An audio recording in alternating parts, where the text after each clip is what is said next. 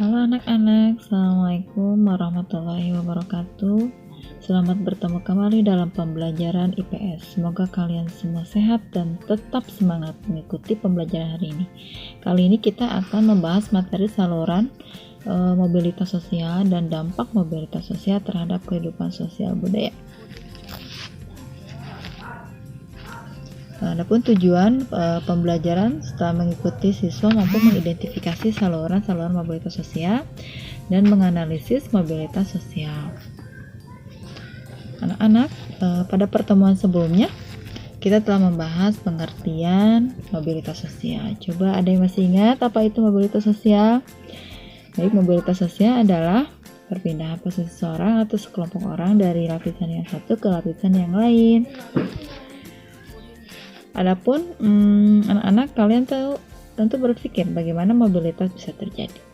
Ya, di sini Ibu akan menjelaskan tentang saluran-saluran mobilitas sosial. Yang pertama adalah pendidikan, yang kedua organisasi politik, yang ketiga organisasi kelompok, dan yang keempat organisasi ekonomi, dan yang kelima organisasi profesi.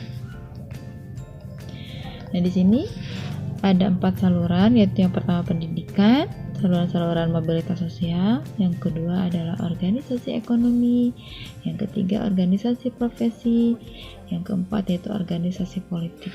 Kita bahas satu-satu. Yang pertama adalah pendidikan. Pendidikan itu dalam mobilitas sosial sebagai social elevator atau perangkat, artinya meningkatkan status dan kualitas seseorang dari yang rendah menuju ke tingkat yang lebih tinggi. Contohnya, keluarga seorang anak dari keluarga yang miskin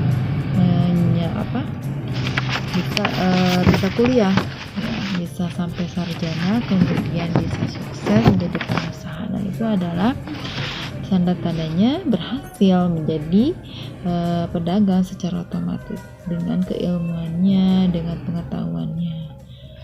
Ya. Kemudian yang kedua adalah organisasi politik. Sebagai saluran mobilitas sosial, organisasi politik mampu mewadahi tiap orang untuk meningkatkan status sosialnya. Ya, status sosial bisa meningkatkan bila seorang tersebut berdedikasi dan memberi manfaat bagi organisasi maupun bagi masyarakat. Contohnya, Insinyur Soekarno ketika mendirikan Partai Nasional Indonesia tidak memiliki jabatan di pemerintahan.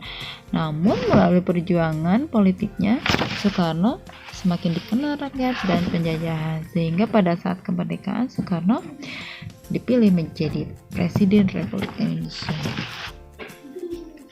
Yang ketiga adalah organisasi ekonomi. Sebagai saluran mobilitas sosial, organisasi ekonomi dapat meningkatkan status sosial seseorang melalui penghasilan dan jabatan yang mereka terima di sebuah organisasi ekonomi.